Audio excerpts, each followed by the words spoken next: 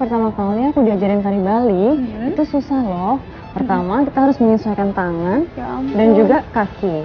Nah, untuk gerakan tangan itu tangan kanan ada di atas mata.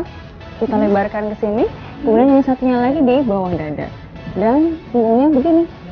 Susah, tapi sekarang sudah bisa sih. Jadi kalau sudah bisa, iya. Ini cuman ini agak-agak melorot. Oh iya. Benerin ya. Ini udah bagus banget. Terima kasih ya. Iya, makasih. Ada teman-teman Detik nih. Oh, halo Detikers. Hai semuanya. Assalamualaikum. Aku Nala Rahmawati, finalis Sansil Hijabhan 2018 audisi Palembang.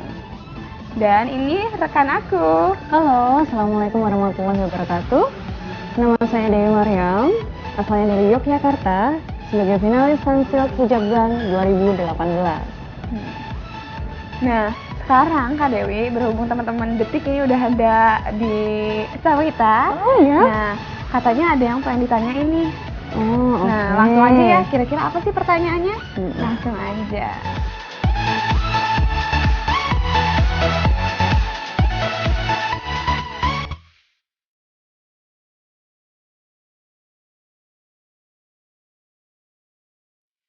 Oke. Bakat saya kan dai. Awalnya saya ikut puisi, kemudian ada seorang guru yang kemudian mendengar vokal saya yang bulat, katanya lebih cocok untuk menjadi seorang dai gitu. Sehingga mulai dari saat itu mulai dilatih baik dengan guru di sekolah maupun dengan ayah saya sendiri, karena ayah saya juga pencinta sastra dan juga pencinta dakwah begitu. Kalau Kak Dewi? Nah, kalau aku, kenapa bakat menari itu timbul? Sebenarnya karena saya tuh suka budaya. Jadi kalau misalnya mendengarkan lagu-lagu gending Jawa, mendengarkan lagu-lagu tarian, dan melihat orang tuh perform yang menari, pokoknya istilahnya yang berbau budaya, itu sangat suka dan rasanya di hati terpanggil. Kemudian kalau menari kan itu ada gerakannya ya. Nah, itu ada manfaatnya loh kalau banyak menari. Soalnya di badan juga jadi sehat gitu. Sekarang kan gerak-gerak juga gerak terus. Jadi suka. Oke, begitu teman-teman Detik.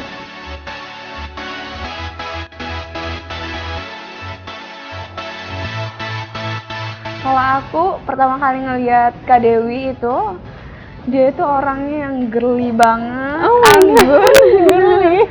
Kemudian benar-benar wanita yang tertata begitu. Kompos ya. Terima kasih loh. Ya, kalau menurutku pas pertama kali aku lihat Nala itu sangat muslimah, sangat syar'i, jadi benar-benar mewakili muslimah Indonesia banget. Makasih. Terus ilmunya juga banyak sekali, ilmu di bidang agama, jadi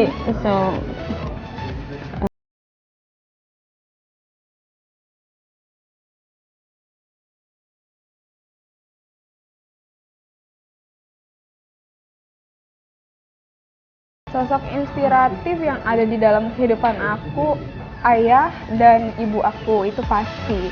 Cuman kalau mengingat sejarah, ada seorang wanita yang sangat luar biasa yang menjadi panutan saya, yaitu Ibunda Siti Khadijah Al-Kubro, yang luar biasa mendampingi suaminya berjalan di jalan dakwah.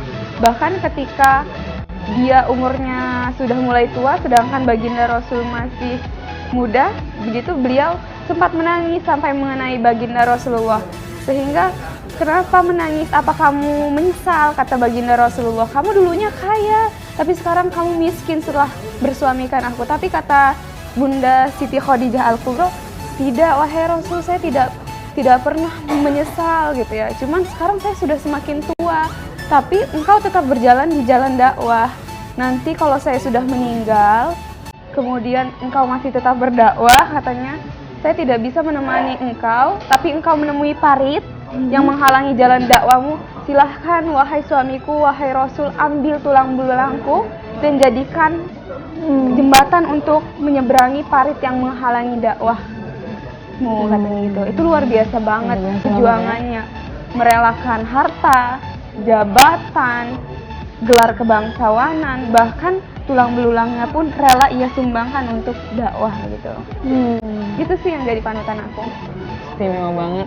Iya, kalau kakak? Ya, kalau aku yang jadi panutanku itu otomatis ayah dan ibuku, itu yang paling utama.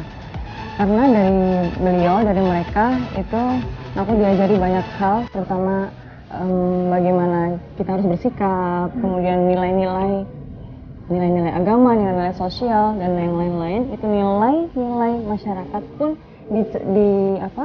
ditanamkan ke diri saya itu sejak dikecilkan. Nah, jadi saya sangat sayang sama mereka dan mereka adalah panutan.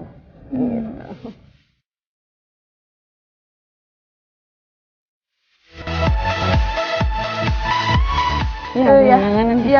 Semua orang yang datang ke sini pasti berharap kemenangan.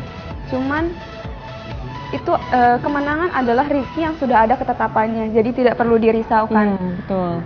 Kemenangan yang kita raih itu bukan karena kecantikan kamu, bukan karena bakat kamu, tetapi karena Allah ridho gitu. Bagaimana caranya Allah Subhanahu Wa Taala ridho dengan kita? Yaitu kita udah berusaha, berikhtiar, latihan, ngafal teks dan berdoa begitu ya. Dan kalau memang sudah rezekinya, ya kita dapat. Dan ketika kita ternyata belum rezeki yang di sini, percaya doa-doa yang kita panjatkan itu tidak pernah yang namanya Allah abaikan, tapi pengabulannya kapan itu yang mungkin entah sekarang, nanti, lusa, atau mungkin ketika di surga nanti gitu. Jadi harus lapang dada ketika menang ataupun kalah. Menang bersyukur, kemudian ketika kalah harus bersabar. Karena iya. Jadi kalau untuk yang case saat ini, bagaimana cara kita untuk menang misalnya seperti itu ya, dan bagaimana atau apa yang harus kita lakukan ketika kita kalah. Baik, karena sebetulnya kita sudah menjadi 15 besar ya, 15 finalis, pemenang ya. Sudah melalui beberapa tahap.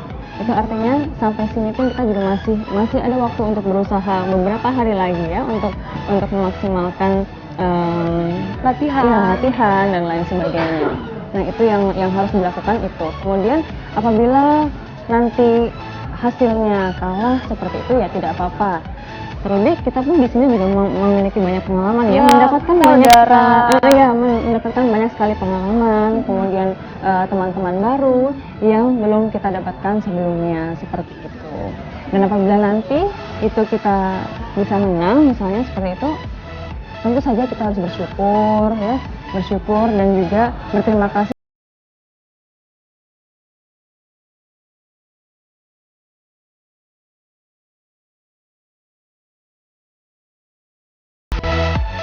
Dan teman-teman Detikers harus nge-quote aku karena aku adalah satu-satunya finalis dengan bakat tausiah dan di bidang real keagamaan gitu. Iya. Kenapa Detikers harus quote untuk Dewi Maryam Yogyakarta? Karena saya percaya bahwa saya bisa dan memiliki bakat dan juga kemampuan agama dan juga ilmu yang cukup untuk diaplikasikan atau ditularkan supaya bisa menginspirasi muslimah yang lainnya seperti itu. Oke, untuk teman-teman Detikers yang mau mendukung kita berdua, jangan lupa kepoin terus Instagram dari Hijabhan. Di situ nanti ada link videonya. Kemudian klik dan ikuti langkah-langkah selanjutnya. Pilih Nala dan Kak Dewi. Iya, Nala dari Lampung dan Dewi dari Yogyakarta. Tapi aku audisinya Palembang. Iya. Dan jangan lupa nonton grand final kita tanggal 3 Juni jam 8 di Trans 7. Wassalamualaikum warahmatullahi wabarakatuh. Iya.